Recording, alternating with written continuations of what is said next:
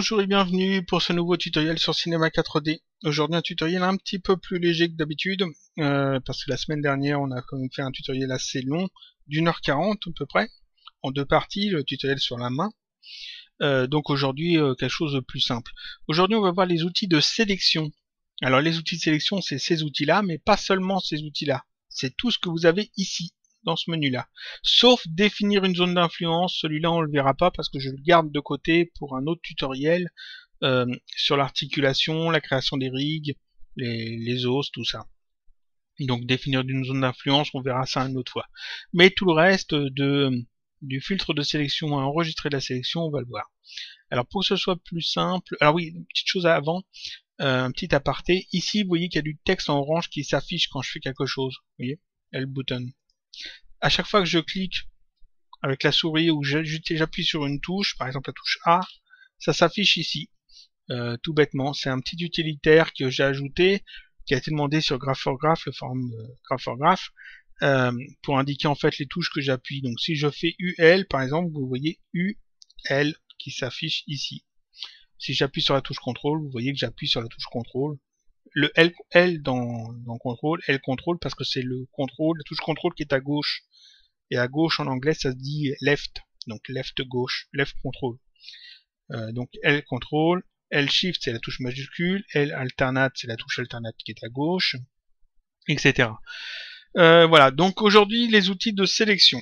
Les outils de sélection, vous pensez peut-être tout savoir sur les outils de sélection, mais il y a des choses que vous ne connaissez peut-être pas. Ici, j'ai mis des objets dans la scène pour montrer ça, et on va utiliser ces fonctions-là. Alors, pour que ce soit plus simple, je vais les détacher. Voilà, je détache le menu et je vais mettre des icônes un petit peu plus grandes pour qu'on les voie bien. Voilà, normalement tout rentre dans la capture. Je vais mettre ça là pour le moment. Donc toutes ces fonctions-là, vous les connaissez peut-être, mais peut-être pas. C'est-à-dire que si vous commencez dans Cinema 4D, il y a plein de choses que vous ne connaissez pas là-dedans. Ici, dans ma scène, j'ai des éléments qui sont des objets polygonaux. Je les ai mis dans des neutres, qui sont dans des neutres, qui sont dans des neutres, qui sont dans des neutres, histoire de dire on a une hiérarchie qui est assez dense. Voilà, alors qu'en fait, bon, c'est juste des éléments. Mais voilà. Dans les outils de sélection, celui que vous utilisez le plus, c'est le pinceau de sélection. Vous savez probablement déjà vous en servir. C'est celui qui est ici, c'est cette icône-là. C'est une des premières icônes qu'on utilise quand on utilise Cinema 4D. Ses fonctions, ses propriétés sont ici. Celle que vous connaissez sans doute, c'est limiter aux éléments visibles, qui permet de sélectionner ou pas les éléments qui sont cachés, qui sont derrière l'élément de premier plan. Donc pour l'utiliser, vous avez juste à la sélectionner et puis à cliquer sur un élément et ça sélectionne l'élément. Ici je sélectionne ce cube là qui est segmenté, ou alors je sélectionne ce plan là qui est segmenté aussi. Voilà. Dans ce cube là, à l'intérieur, j'ai mis d'autres éléments. Il y a deux autres cubes qui sont dedans. Si on regarde dans la hiérarchie, voilà, on voit qu'il y a le plan, il y a un cube moyen qui est à l'intérieur, il y a un petit cube qui est encore à l'intérieur et il y a un grand cube qui est ici. Donc il y a pas mal de choses dans ma hiérarchie. Enfin il y a plusieurs choses, mais le cube moyen et le petit cube, vous voyez, on peut pas les voir. Ils sont vraiment à l'intérieur du grand cube. Comment je peux les sélectionner facilement? Je prends mon pinceau de sélection, donc cet outil-là, je clique sur le cube, et ici, en fait, c'est pas celui-là que je veux, c'est celui qui est à l'intérieur. Alors, je peux aller le chercher là-dedans dans la hiérarchie, mais bon, quand on a une hiérarchie très dense, des fois c'est pas pratique. Donc ce que je peux faire, je peux simplement faire comprendre à Cinema 4D que le cube qui est sélectionné, c'est pas celui que je veux. Je sais que c'est ici à peu près, qui est le cube que je veux. Donc si je clique encore une fois, Cinema 4D comprend que ce que je viens de cliquer, c'est pas bon. Je reclique encore une fois, il sélectionne donc l'élément qui est derrière, parce qu'il a compris que c'était pas le bon. C'est pas encore celui que je veux, donc je reclique encore une fois, sans bouger la souris. Il me sélectionne encore l'élément qui est derrière. Ici, c'est le plan. C'est toujours pas bon, donc je clique encore une fois, et cette fois, il me sélectionne l'élément qui est encore derrière. Et si je reclique encore une fois, il revient sur le premier plan.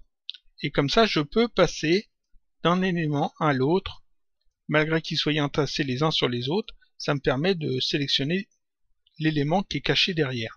Ça c'est très pratique, mais c'est pas la seule méthode de faire. Il y a une autre méthode qui est très pratique aussi. Je sélectionne le grand cube ici, je mets la souris ici parce que je sais que le petit cube est à peu près là, imaginons que c'est lui que je veux sélectionner. Je vais simplement appuyer sur la touche majuscule et je vais faire un clic droit. Majuscule, clic droit. Ça m'affiche ce petit menu qui en fait va lister tous les éléments qui sont sous la souris au moment où j'ai fait clic droit. Donc ici il y a le grand cube, le cube moyen, le petit cube et le plan. C'est le petit cube que je veux, donc je clique ici sur petit cube et il me sélectionne le petit cube. Et j'ai pas besoin d'aller le chercher dans la hiérarchie. Ça c'est un petit truc qu'il faut connaître, qui est pas indiqué comme ça dans le menu directement, mais qui est très pratique. Donc si on veut sélectionner des éléments qui sont cachés dans d'autres éléments ou qui sont derrière d'autres éléments, c'est très très pratique. Et là on voit l'importance justement de renommer les éléments de votre scène, parce que si je n'avais rien renommé, si tout s'était appelé cube, ça m'aurait pas aidé. Ici je les ai renommés, donc je sais que ça c'est le plan, ça c'est le cube moyen, le grand cube, le petit cube. Si je veux le cube moyen, je clique ici, c'est le cube moyen qui est sélectionné. Donc ça c'est les outils de sélection qui sont pas les fonctions de sélection qui sont pas forcément connues. Ce qui est connu, c'est cet outil-là qui permet de sélectionner des éléments. Je vais passer en mode, je vais prendre ce cube-là, je passe en mode polygone. Si je veux sélectionner un polygone, vous savez qu'on a juste à cliquer dessus. Si je veux en sélectionner un deuxième sans retirer celui-là, j'appuie sur la touche majuscule et je clique, ça l'ajoute à la sélection. Donc je peux en ajouter comme ça plusieurs à la sélection sans problème. Si je veux en retirer un de la sélection, j'appuie sur la touche contrôle et je clique. Ça retire en fait des éléments de la sélection. On peut tout retirer comme ça, ou en rajouter comme ça. Mais c'est assez simple. Ça fonctionne pour le mode polygone, ça fonctionne aussi pour le mode arête. On peut sélectionner plusieurs arêtes, en retirer, en ajouter. Voilà, comme ça, comme ça, comme ça, comme ça. On peut retirer celle-là, tac, parfait. On peut ajouter comme ça et retirer des éléments de la sélection. Pareil pour le mode point, ça fonctionne de la même façon. Quand je sélectionne un élément, par exemple ici, je sélectionne deux polygones. Alors on peut aussi cliquer, rester cliquer et se déplacer pour sélectionner plusieurs éléments. Vous voyez, comme ça. Ça fonctionne pour le mode polygone, ça fonctionne pour le mode arête. Avec la touche contrôle, on peut retirer, ça permet de sélectionner rapidement des éléments. Donc ici, je sélectionne ces deux éléments-là. Je vais d'abord tout désélectionner dans tous les modes. Voilà. Je sélectionne ces deux polygones-là.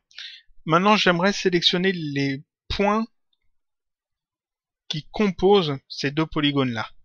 Eh bien, je peux convertir ma sélection de manière très simple en appuyant sur la touche contrôle et en cliquant sur un des autres modes de sélection. Si je veux avoir les points qui correspondent à cette sélection, je fais contrôle et un clic sur les points, sur le mode point. Ça sélectionne en fait les points qui correspondaient à ma sélection de polygone. Ma sélection de polygone, je reviens dessus. Si je veux les arêtes qui correspondent à cette sélection de polygone, je fais un contrôle-clic sur le mode arête. Ça sélectionne les arêtes de ma sélection de polygone. Ça c'est très pratique quand on veut sélectionner rapidement des points et par exemple et que c'est un petit peu galère à les sélectionner à la main, alors que c'est beaucoup plus simple de sélectionner les polygones et de faire un contrôle-clic comme ça pour avoir les points de manière beaucoup plus simple. Donc ça, en faisant un contrôle-clic sur un autre mode, vous convertissez en fait votre sélection d'un mode à l'autre. Alors ça fonctionne pas pour tout. Par exemple ici, si je sélectionne ces arêtes-là et je fais un contrôle-clic sur le mode polygone, ça sélectionne ici le polygone, mais ce ne sera pas toujours le cas. Dans certains cas, ça marchera pas. Ça dépendra en fait de la scène, du maillage, etc. Plein de choses. Là, par exemple, si je prends les points, je vais essayer de montrer ça. Alors, désélectionner tout. Là, j'ai les points, contrôle-clic. Là, ça marche, j'ai de la chance. Bon, des fois, ça marchera pas, vous verrez. Ensuite, qu'est-ce qu'on a d'autre? Le rectangle de sélection. Le rectangle de sélection, on clique, on reste cliqué, on se déplace et ça fait un rectangle, et quand on relâche, ça sélectionne ce qui est à l'intérieur du rectangle. Donc ici en mode point, si je fais ça, je vais sélectionner ces deux points là. Là je sélectionne ces deux points là. Voilà. Il faut que l'élément à sélectionner soit entièrement dans le rectangle de sélection. Donc si je passe en mode arrête, voilà, et je fais ça par exemple, ça ne va pas sélectionner les arêtes. Parce que ici, il n'y a aucune arête qui est entièrement dans le rectangle de sélection. Quand je relâche, ça fait rien. Il faut vraiment que l'arête soit entièrement dans le rectangle de sélection pour être sélectionné. Vous voyez, entièrement dedans, sinon ça ne marchera pas. Ce qui peut être très pratique parfois. Parce que justement, on peut mieux contrôler les trucs. On a ensuite ici le lasso de sélection. C'est plutôt pour dessiner en fait une zone à sélectionner. C'est-à-dire qu'on clique, on reste cliqué, on se déplace comme ça, et ça permet de sélectionner la partie qu'on veut sélectionner. Là encore, il faut que ça soit entièrement à l'intérieur de la partie à sélectionner, de la partie tracée pour que ça soit sélectionné. Donc si je fais ça, ça va rien sélectionner. Alors que si je fais ça, ça sélectionne ces arêtes-là. Et c'est pareil pour le mode polygone, pour le mode point, etc. Là, je désélectionne tout. Voilà, parfait. Ici, le mode lasso polygonal permet de faire à peu près la même chose, mais de manière plus carré. C'est-à-dire qu'ici, je clique, je déplace, je clique, je déplace, je clique, je déplace. Vous voyez, comme ça, je peux faire des formes plus ou moins étranges. Et puis sélectionner en fait des éléments, les éléments que je veux. Alors ça peut être très pratique, par exemple, si on veut sélectionner cette arête-là, par celle-là, on veut celle-là. Voilà, comme ça. Tac, j'ai sélectionné ces deux arêtes là. Bon là, c'est pas très intéressant parce que j'aurais plus vite fait de le faire comme ça, mais bon, ça vous donne une idée. Parfois, quand on sélectionne des choses, on ne veut pas tout sélectionner. Parfois, il y a des choses qu'on ne veut pas risquer de sélectionner. Et c'est là qu'entre en compte le filtre de sélection. Ici, on a un filtre de sélection. Alors, je rappelle que c'est ce menu-là, un filtre de sélection, vous voyez, que j'ai ici. Alors, je vais mettre ça comme ça. Ici, ça indique en fait ce que l'on peut et ce que l'on ne peut pas sélectionner. Comme tout est coché ici, je peux sélectionner tout ce que je veux. Mais si je décoche les éléments, par exemple là j'ai tout décoché, là maintenant je ne peux plus rien sélectionner du tout. Je clique, vous voyez, et ça ne sélectionne pas du tout les cubes. Parce qu'en fait ici tout est décoché dans le filtre de sélection.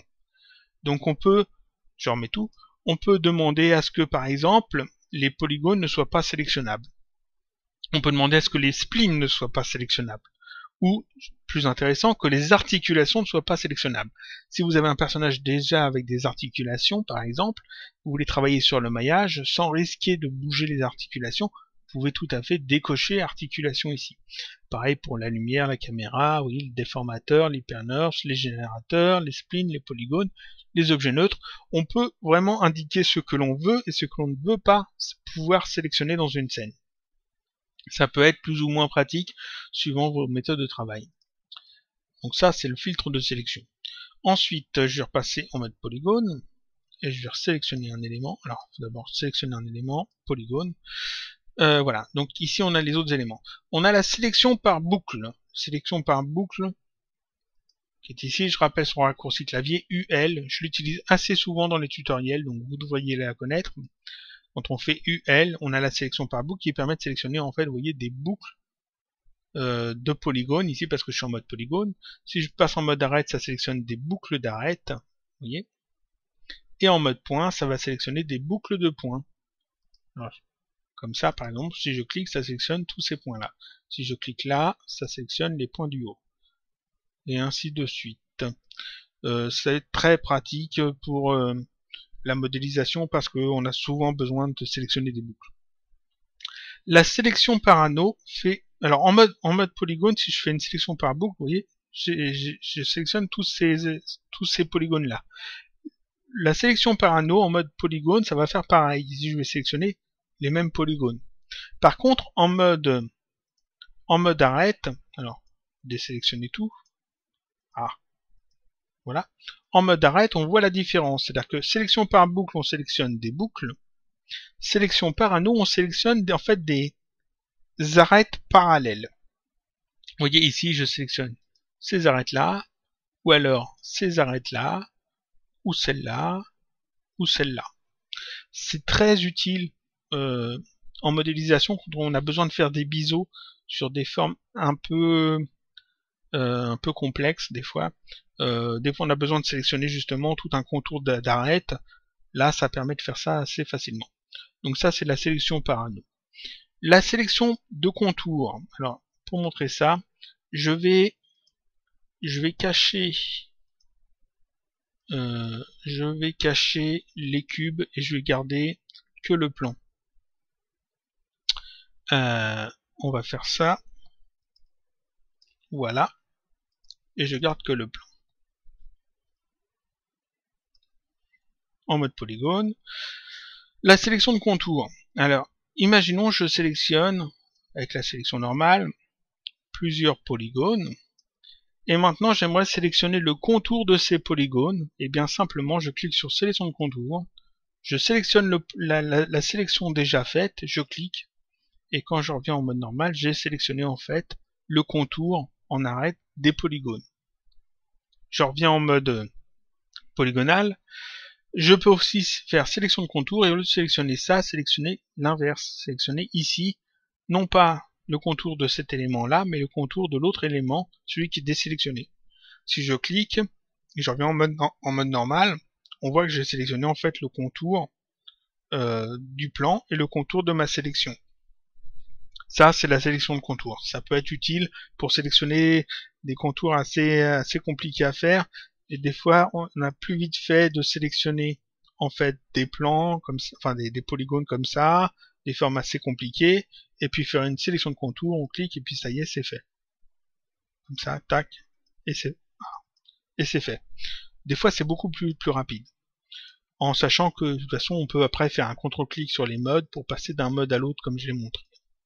Ça, c'est la sélection de contour. La sélection de remplissage permet de sélectionner en fait toute une zone qui est rattachée et qui n'est pas coupée, par une autre sélection. C'est un petit peu comme le pot de peinture dans Photoshop. Vous savez, quand vous avez un grand aplat blanc et que vous prenez le pot de peinture, vous cliquez dessus, ça remplit en peinture toute la zone qui était blanche, et ça ne s'arrête que là où il y a une couleur différente. Eh bien, ici, c'est un petit peu pareil. Par exemple, si je peux tout à fait prendre le mode arête, faire une sélection d'arête comme ça. Avec la touche contrôle, je retire cette partie-là, je retire cette partie-là. Donc là, j'ai coupé en deux mon plan. Je prends la sélection de remplissage. Je peux sélectionner donc cette partie-là ou cette partie-là. Si je veux faire plus compliqué, on peut tout à fait sélectionner comme ça, par exemple, des plans comme ça. Voilà, je retire ces parties-là avec la touche contrôle, je retire ces parties-là aussi, parce que j'en ai pas besoin, je retire ça. Donc là, j'ai fait une coupe. Sélection de remplissage, je peux sélectionner cette partie-là ou cette partie-là. De manière très rapide. Voilà. Ça, c'est la sélection de remplissage. C'est très bien aussi quand on a plusieurs éléments qui sont rattachés dans un même, mais qui ne sont pas connectés. Ça permet en fait de sélectionner soit seulement un objet ou seulement un autre, bien qu'il y ait un autre outil qui fait la même chose qu'on va voir après. Ensuite, je passe en mode arrête. Ensuite, on a ici je désélectionne tout, on a la sélection par tracé. Alors, je désélectionne tout. La sélection par tracé, je l'ai montré très récemment dans le tutoriel sur la main, sur la modélisation de la main. Je l'ai montré aussi dans d'autres tutoriels, il me semble. C'est un outil de sélection très très pratique pour sélectionner des tracés d'arête très rapidement. C'est-à-dire que ici j'ai des points en fait partout, je suis en mode arrête, mais vous voyez, je peux sélectionner chaque point. C'est le début d'un tracé, j'ai juste à cliquer, rester cliqué, et je déplace la souris. Et en fait, ça permet de tracer comme ça tout un chemin, et je peux revenir en arrière si je me suis trompé. Voilà, je peux revenir en arrière jusque là, refaire comme ça, repartir comme ça, ça va très très vite à tracer avec cet outil-là, comme ça, tac. Et là, en fait, j'ai tracé tout un tout un chemin de manière très simple. Après, avec la sélection de remplissage, on peut tout à fait sélectionner comme ça les polygones. Donc en mélangeant un petit peu toutes les techniques, on peut aller très très vite à sélectionner plein de choses.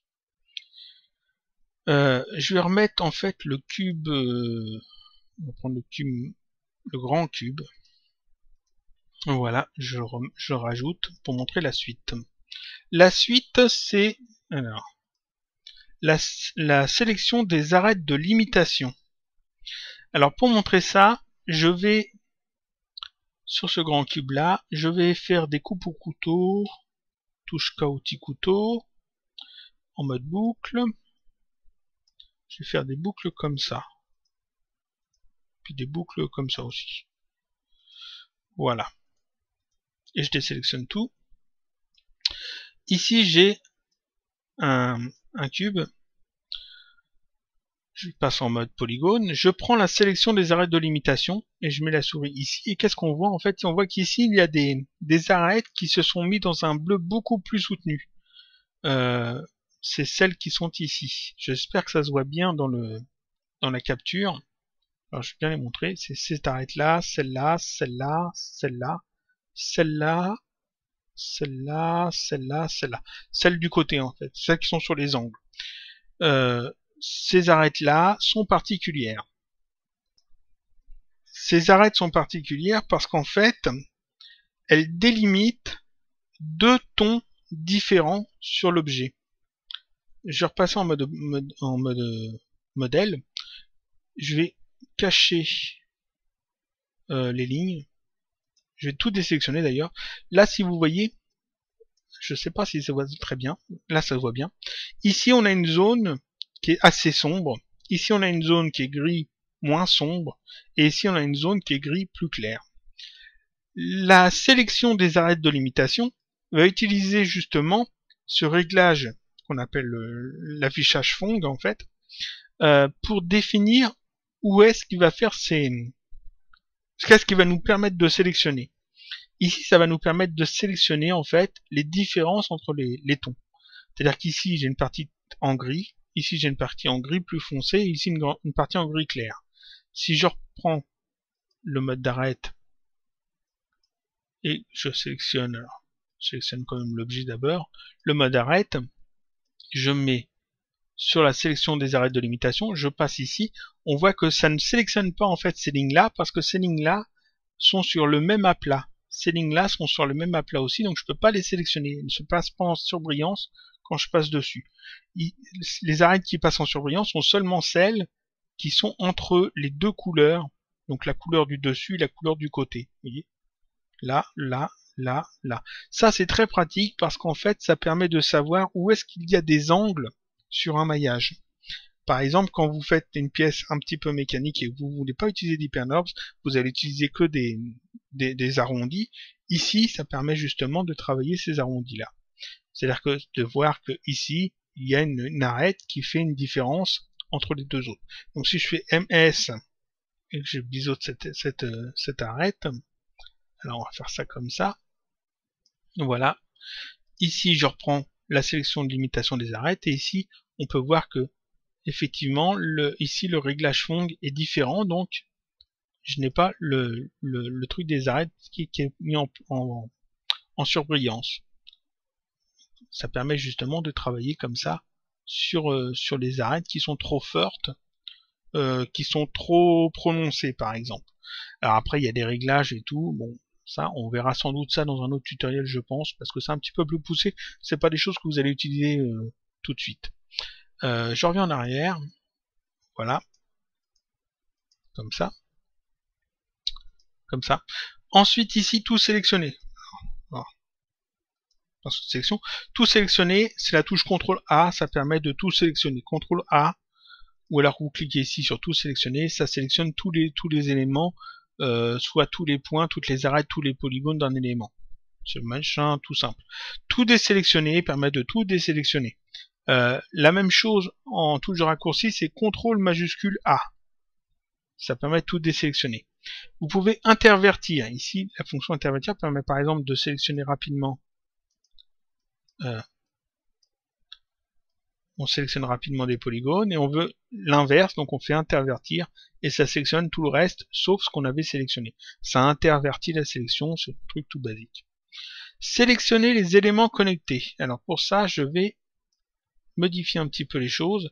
Le plan et le grand cube, je vais les mettre en un seul élément, donc clic droit, connecter les objets plus supprimer. Voilà. Donc là, les deux éléments, je vais aussi rafficher ça tant que j'y suis. Voilà. Donc ici, le cube et le plan ici ne forment qu'un seul et même objet. D'accord? Mais ils ne sont pas reliés. C'est-à-dire que les points du plan et les points du cube ne sont pas en commun. Donc ici, on a deux éléments distincts dans le même élément. Donc en faisant sélectionner les éléments connectés, ça me permet de sélectionner soit un élément, soit un autre. Je vais sélectionner par exemple un polygone du plan. Je fais sélectionner les éléments connectés. Ça va sélectionner tout le plan et pas le cube. Parce qu'il n'y a aucun élément du cube connecté au plan. Si je sélectionne un élément du cube ou plusieurs et je fais sélectionner les éléments connectés, ça sélectionne tout le cube, c'est-à-dire tous les polygones qui sont rattachés à la sélection, et donc ça ne sélectionne pas le plan. Donc là, je peux toujours venir déplacer les éléments, les réajuster comme je veux. Étendre la sélection, réduire la sélection, très pratique. On les a aussi avec les touches de raccourci U. Alors je vais montrer, c'est UY pour étendre la sélection et UK pour réduire la sélection. Donc par exemple, je vais pousser le cube ici. On va le déplacer là-bas. Je vais aussi retirer ça et ça. Voilà. On va reprendre que le plan. Je vais sélectionner ici deux polygones. Si je fais étendre la sélection, ça sélectionne les polygones qui sont rattachés. Encore étendre la sélection, ça en sélectionne encore en plus. Étendre la sélection, ça étend encore une fois la sélection. Réduire la sélection, ça fait l'inverse. Ça réduit le nombre de polygones qui sont sélectionnés, pour revenir jusqu'au truc de base. Donc étendre et réduire la sélection, ça peut être très pratique, parce que par exemple, vous allez faire un truc comme ça, voilà, puis vous faites CTRL A.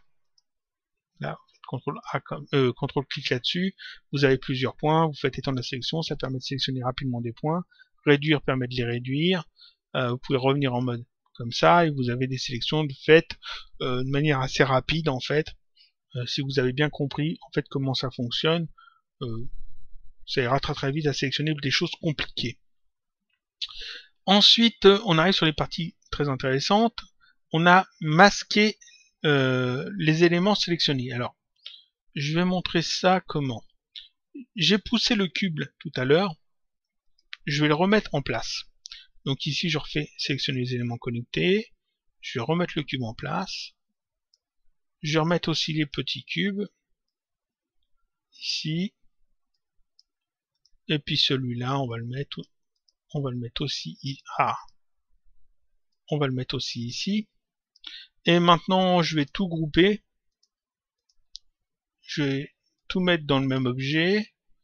Connecter les objets supprimés, voilà. Je retire tout ça, tous les nœuds qui ne servent pas. Donc là, j'ai qu'un seul élément dans la scène. Mais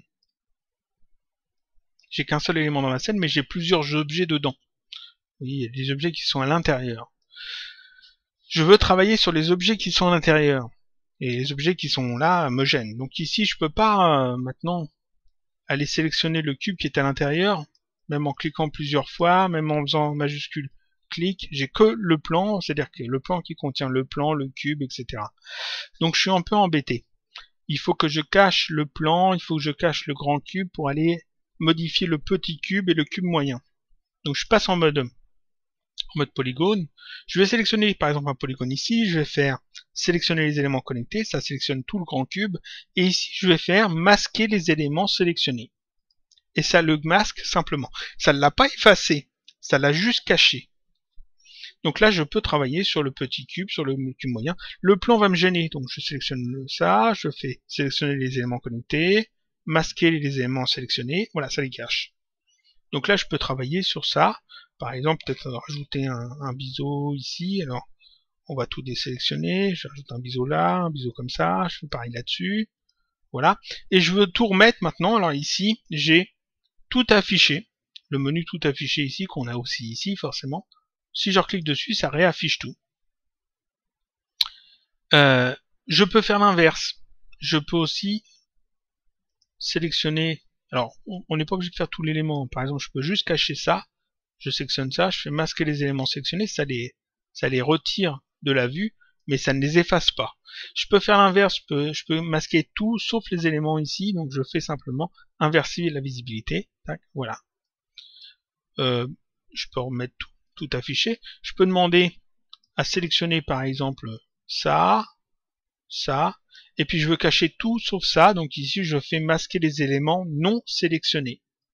Voilà, ça cache tout sauf la partie sur laquelle je veux travailler peut-être.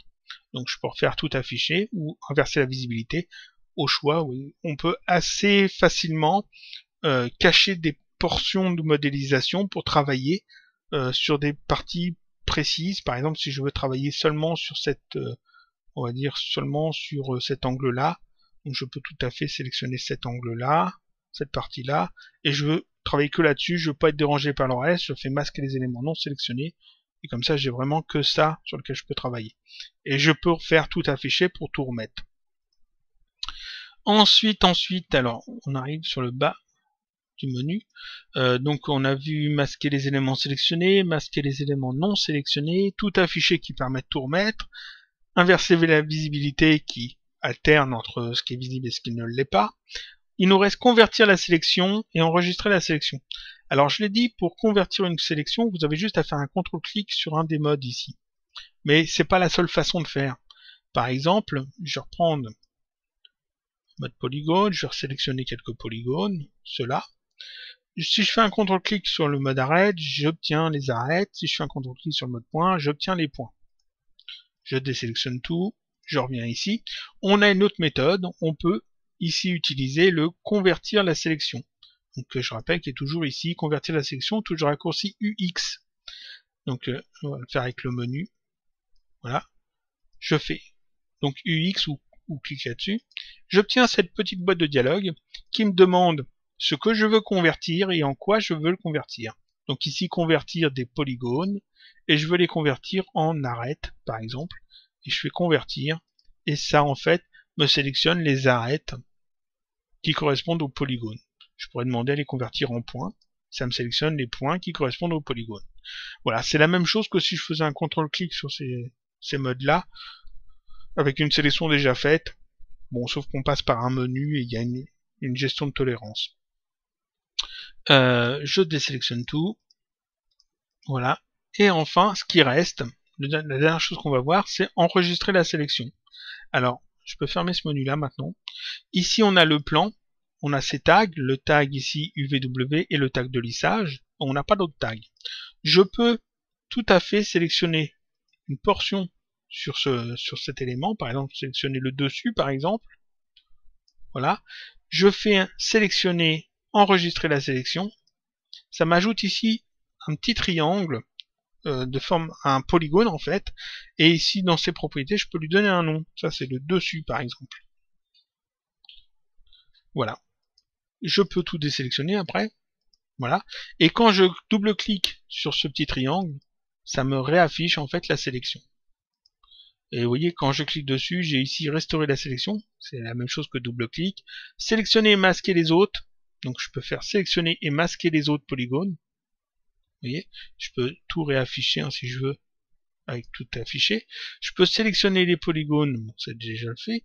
Désélectionner les polygones, masquer les polygones. Donc on peut donc sélectionner les polygones, masquer les polygones, et toujours les réafficher comme je veux, et afficher les polygones, etc. Donc si je les masque, et si je les affiche, ça les remet. Ça, c'est une icône de triangle. Ce sont des polygones. Je peux faire la même chose en mode arête. Je peux tout à fait sélectionner des arêtes, ces arêtes-là par exemple, faire sélectionner et enregistrer la sélection, et ici, lui donner un nom, sélection d'arêtes par exemple. Ici, on voit que l'icône n'est pas la même. C'est aussi un triangle, mais c'est un triangle fait d'arêtes seulement, c'est un triangle creux. Ici, c'est une sélection d'arêtes. Donc ici, je peux double-cliquer dessus pour resélectionner les arêtes. On peut en faire plusieurs, hein. Par exemple, j'en fais une autre ici. Alors, il ne faut pas sélectionner un tag déjà fait pour réenregistrer, parce que sinon ça va réenregistrer par-dessus. Donc je désélectionne bien tous les tags, j'ai ma nouvelle sélection d'arêtes, je fais enregistrer la sélection, ça m'en ajoute un deuxième. Donc ici, en double-cliquant là-dessus, je sélectionne ça, en double-cliquant là-dessus, je sélectionne ça. Je peux faire pareil pour les points, donc là je désélectionne bien tout, voilà. En mode point, je peux sélectionner des points, ces points-là par exemple, sélectionner, enregistrer la sélection, et cette fois, l'icône a encore changé, cette fois c'est seulement 4 points, ce sont des points, donc c'est un tag de sélection de points, et là on a toujours pareil, on a masqué les points, sélectionner et masquer les autres, etc., restaurer la sélection, et on peut en faire autant qu'on veut. On peut faire autant de polygones, de sélection de polygones, sélection d'arêtes ou sélection de points qu'on veut. Ça c'est très pratique parce que dans d'autres outils de Cinema 4D, par exemple dans les déformateurs, par exemple dans certains outils MoGraph ou dans ces outils-là, il me semble aussi, vous pouvez utiliser justement des sélections de points, des sélections d'arrêt, des sélections de polygones pour influencer sur un objet ou pas. Donc là, je pense que j'ai fait à peu près le tour de toutes ces fonctions-là. Ce qui vous sera le plus utile, bon, forcément les outils de sélection, pinceau de sélection. Ces outils-là qu'on a avec les raccourcis, la touche U.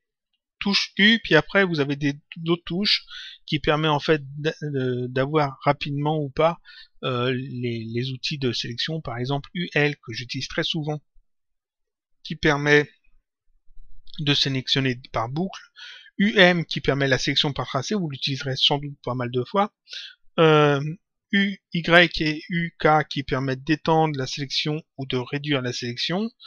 Qu'est-ce qu'il y a encore, UX qui permet de convertir la sélection, mais vous l'utiliserez sans doute moins, vous utiliserez plutôt CTRL-clic sur ces modes.